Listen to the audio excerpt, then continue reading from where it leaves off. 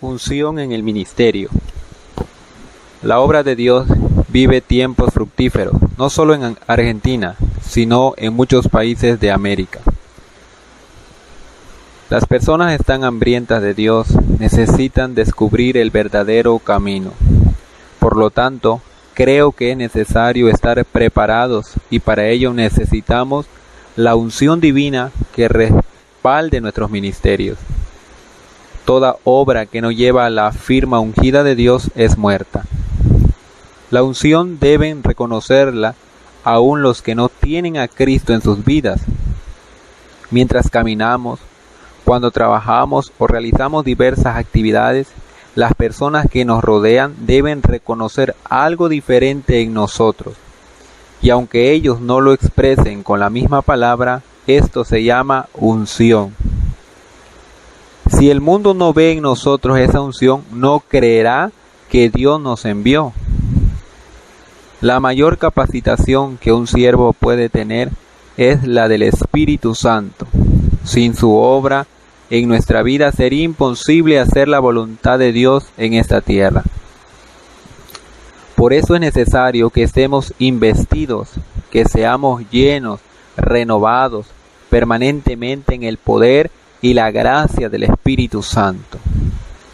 Tal fue el caso de una joven mujer que ansiaba con desesperación encontrar a Dios, pero la misericordiosa mano del Señor la ungió hacia alguien que sin conocerla le mostró el camino de su salvación.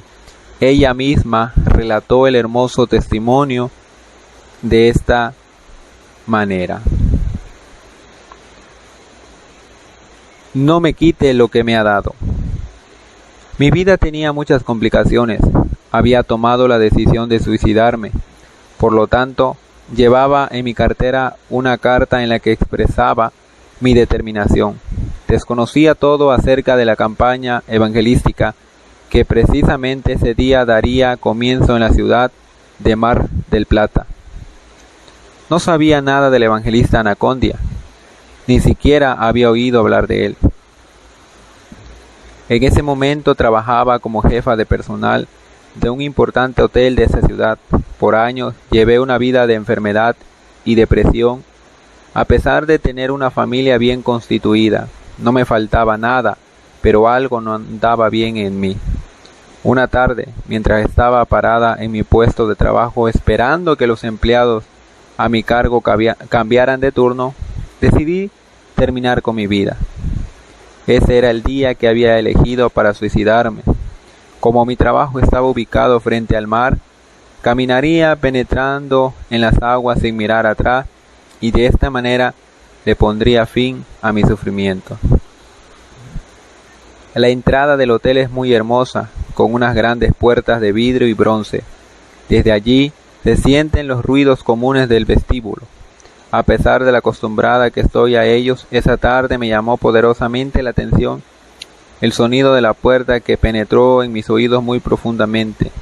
En ese instante siento una mano muy fuerte que me toma de la espalda y me levanta. Entonces comienzo a caminar bien erguida y me dirijo hacia una persona que estaba entrando por esa puerta.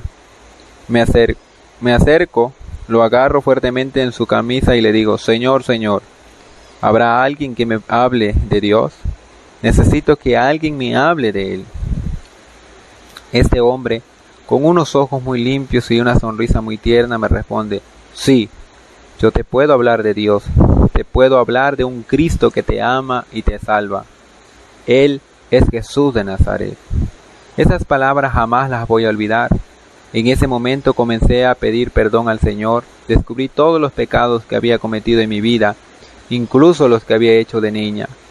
Al pedir perdón a Dios, entró una luz a mi interior y comencé a agradecerle. Luego miré al hombre que me había hablado y le dije: Dígame, ¿quién es usted? Yo soy un siervo de Dios, soy el evangelista Carlos Anacondia, me respondió. No lo conozco, repliqué, pero no me quite lo que me ha dado. A los 15 minutos llegó mi esposo a buscarme a mi trabajo y no me reconoció. A partir de esa tarde mi vida cambió, nunca volví a ser la misma. Esa noche fui a la campaña de Anacondia y entregué mi vida a Dios frente a una multitud. Hoy puedo decir que fui la primera persona que entregó su vida al Señor a través del evangelista en esa primera e inolvidable campaña de Mar del Plata. A los 3 días de haber conocido a Dios, Él me habló con una voz audible y me dijo que tendría una hija más. No fue fácil entenderlo y aceptarlo porque debido a una operación en la que me habían extraído algunos órganos reproductores, los médicos habían confirmado que nunca más podría tener hijos. En esos momentos tenía 37 años y 3 hijas. Hoy mi cuarta niña tiene 11 años y es el resultado de haberle creído a Dios. No mucho tiempo después, Dios me llamó a su servicio. Hoy trabajo para la obra del Señor, pastoreando junto a mi esposo un anexo de nuestra iglesia. Dios es nuestra fuerza y aliento. María, Ciudad del Carmen del Plata, Argentina. Sin la unción de Dios, ningún ministerio en la tierra puede ser eficaz. Si hay algo que nosotros necesitamos, es lo que Jesús le encomendó a sus discípulos. Quédense en Jerusalén hasta que descienda el Espíritu Santo y los llene con poder de lo alto. Lucas 24:49. Ellos deberían primeramente ser llenos del poder de Dios para luego ser testigos en Jerusalén, también en Samaria y finalmente hasta lo último de la tierra. Cuando estamos investidos del poder, tenemos la capacidad de ser testigos y así es como comienza nuestra vida en el ministerio.